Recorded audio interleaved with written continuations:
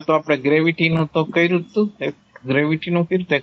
એક કુંડલીની શક્તિ વિશે કીધું હતું. કુંડલીની શક્તિ વિશે એમ કીધું હતું કે એક સેક્સ ઉર્જા, ઇમેજિનેશન અને વાઇટલ ઉર્જા આ છે કુંડલીની શક્તિ. બસ થોડુંક એક્સપ્લેન કરીને થોડુંક વિસ્તાર. સેક્સ સેન્ટર, ઇમેજિનેશન અને વાઇટલ એનર્જી. આ ત્રણેયનું મિશ્રણ છે. આ ત્રણેયનું મિશ્રણ એટલે અનુભૂતિઓ. પછી હવે દાખલા તરીકે સેક્સ ઉર્જા છે એ જ પ્રેઝન્ટ મોમેન્ટમાં આવશે. સેક્સ ઉર્જાનો જ ઉપયોગ પ્રેઝન્ટ મોમેન્ટમાં થશે. તો પ્રેઝન્ટ મોમેન્ટમાં થવા દ્વારા ઉર્જાની બચત થશે. ઉર્જાની બચત થશે તો આપણી વાઇટલ ઉર્જા છે એ ઉર્ધ્વ થશે. એના દ્વારા જુદા જુદા પ્રકારના અનંત પ્રકારના અનુભવો, પછી સમાધિ લગનના બધા અનુભવો ઇમેજિનેશન છે. અનુભવ કરનારો રિયલ છે. તો આ અનુભવને ઇમેજિનેશન કેમ કહેવાય છે? બીકોઝ ઈ એક ડાયમેન્શનમાં તો ને એટલે ઇમેજિનેશન એટલે દ્રશ્ય. બધી વસ્તુ ઇમેજિનેશન જ કહેવાય. દ્રશ્ય જેટલી બધી વસ્તુ છે, મને જે પ્રકારના અનુભવો થાય એ બધા દ્રશ્ય છે. એટલે ઇમેજિનેશન. હા બોલો. અનુભવ અગર કઈ થાય છે તો એનો અર્થ એમ કે નોર્મલ કરતા એક હાયર ડાયમેન્શનમાં છે. હા, હાયર ડાયમેન્શનમાં છીએ, પણ હાયર ડાયમેન્શનમાં ક્યાંય અટકવાનું નથી. એટલે ઇમેજિનેશન છે એટલે એમાં અટવાનો બહુ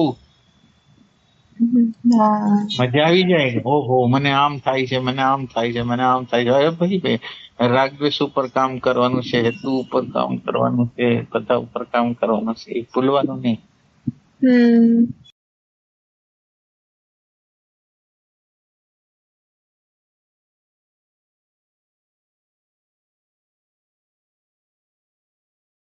ત્રીજું શું હતું? એક તો સેક્સ એનર્જી, બીજું ઇમેજિનેશન ને ત્રીજું વાઇટલ એનર્જી. એ શું વાઇટલ એનર્જી? પ્રાણ શક્તિ.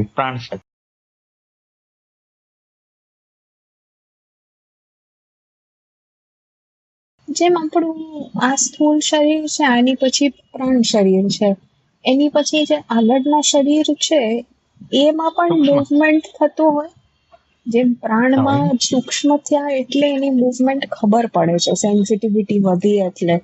સૂક્ષ્મ શરીરમાં કેવા ટાઈપનું? એટલે સૂક્ષ્મ શરીરની મૂવમેન્ટ છે રાગદ્વેષ. દેખાતો નથી. એને જોવાની પ્રક્રિયા થાય ને એટલે એક અલગ ડાયમેન્શન થાય. બરાબર. તો હવે આ સમજો ઈ મોમેન્ટમાં ન ખબર પડ્યું, એકાદ મિનિટ પછી અથવા બહુ પછી ખબર પડી કે આ ઈ સિચ્યુએશનમાં આવું થયું હતું, તો એનો અર્થ એમ કે સૂક્ષ્મ શરીરમાં એક જરાક આપણે અડી આવ્યા એટલે અડવાનું છે એની રીતે. એટલે વાકેફ થયા. અને ના, એટલે આપણે વાકેફ થવાનું છે એવી રીતે કે વાકેફ થયા એટલે આપણને ખબર પડી. વિચારના ક્ષેત્ર ઉપર ખબર પડી, પણ હજી જોવાના ક્ષેત્ર ઉપર ખબર નથી પડી. જોવાના ક્ષેત્રમાં અગર ખબર પડી એટલે જ્યારે બને ત્યારે જોવાઈ ગયું હોત તો એક અલગ ડાયમેન્શન હોત. હવે અત્યારે આપણને ખબર પડે છે ઈ આપણે એટલે એ સારી વસ્તુ છે. ખબર પડે, માણસને ખબર જ પડતી નથી. એના કરતા તમને ખબર પડે છે તો સારી વસ્તુ છે, પણ એના કરતા જ્યારે બનતું હોય ત્યારે એને પકડવું ઈ વધારે સારી વસ્તુ છે. બરાબર. બીકોઝ મેં 2-4 દિવસથી જરાક જોઉં છું કે આ નાની માનું હમણાં થોડુંક વધારે અઘરું થઈ ગયું છે ને, તો એના માટે એવરી ટાઈમ આ કરવું પડે એટલે વિચાર પેલા ઈ આવે કે શું છે એવું.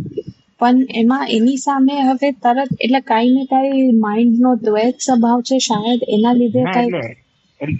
એટલે તમારે એમ કરવું જોઈએ, આ ફેક્ટ છે, એક ફેક્ટ છે અને એક તમારી માન્યતા છે. હવે માન્યતા છે એના કરતા ફેક્ટ મોટું છે. ફેક્ટ છે એ હકીકત છે. હવે તમે એને જેને નકાર ન કરી શકો એવી હકીકત છે. હવે નકાર ન કરી શકો એવી હકીકત તમારા પર્સનલ ઓપિનિયન કરતા મોટી છે. એ તમારા જીવનનો વિકાસ કરવા માંગે છે એટલે તમને આપે છે. તો તમારી અન્ડરસ્ટેન્ડિંગ એવી હોવી જોઈએ કે ફેક્ટ એટલે જેને આપણે દૂર ન કરી શકીએ, જે હકીકત છે જેને દૂર ન કરી શકી. હવે એની અંદર બે ઓપ્શન છે, એક નેગેટિવ થઈ જાય ને એક પોઝિટિવ થઈ જાય. એક વસ્તુ એમ છે કે હવે કરવાનું તો છે જ, તો બેસ્ટ રીતે શું કામ ન કરી? બેસ્ટ રીતે કરવા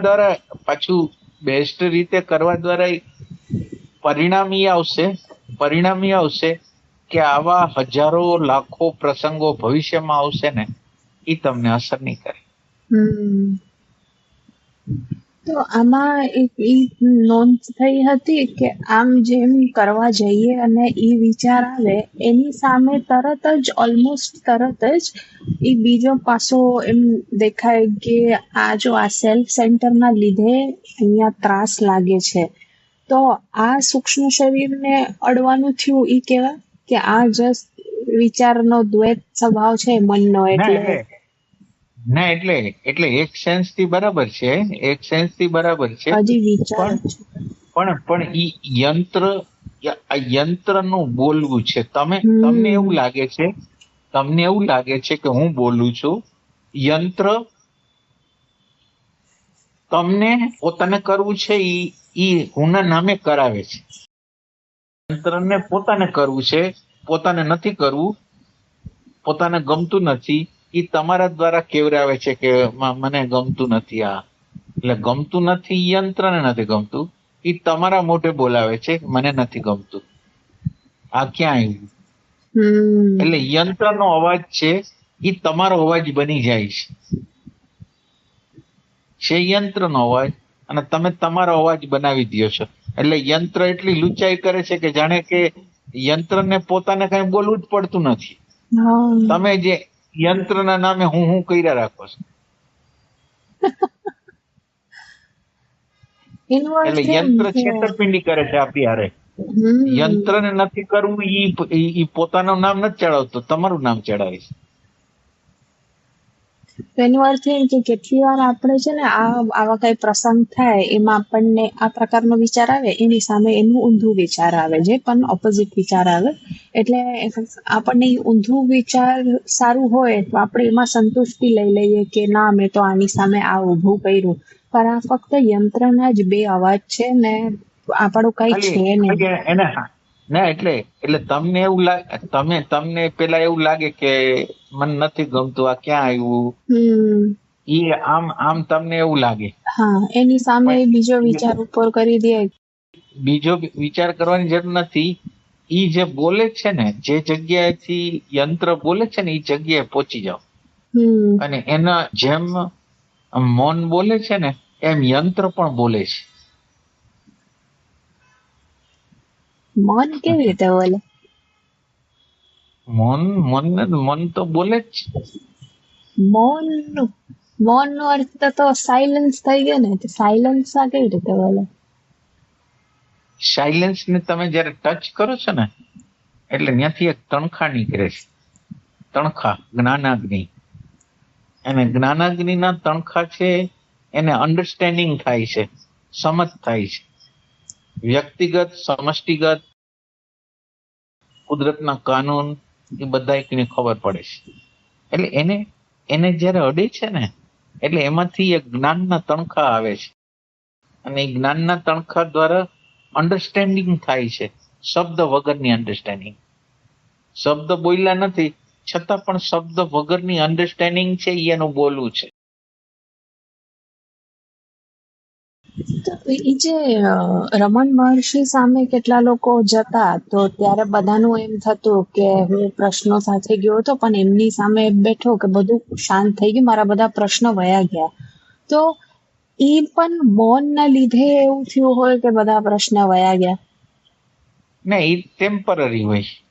એટલે શાંત થઈ ગયા પ્રશ્ન, એ ઝંઝણાતી એની શાંત થઈ ગઈ. હા, એ રીતે. તો એવા મૌનમાં કોઈનો વિચાર જે પણ બધા પ્રશ્નો હતા એ શાંત થઈ ગયા, પણ એમના પ્રેઝન્સમાં જે મૌન છે એમાંથી પણ એટલે કોઈ લાભ થાય ખરું? એટલે ટેમ્પરરી પ્રજ્ઞાનું પ્રાગટ્ય થાય ને, ટેમ્પરરી પ્રજ્ઞા પ્રગટ થાય, ઉદાર સમજ, એટલે જાણે કે એને પોતાને સમજ આવી ગઈ હોય ને એવું લાગે, એવું થઈ શકે. એટલે ઉદ્ધાર મળી શકે, એટલે શાંતિ મળી શકે, આનંદ મળી શકે, પ્રજ્ઞાનું તત્વ ટેમ્પરરી મળી શકે, એ બધું તો ફાયદો થાય જ.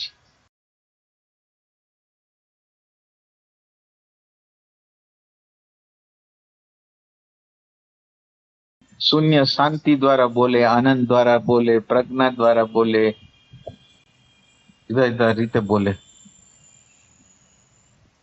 વાત કરતા કરતા અચાનક રીતે વાત કરતા હોય ને અચાનક રીતે સ્ટોપ થઈ જાય.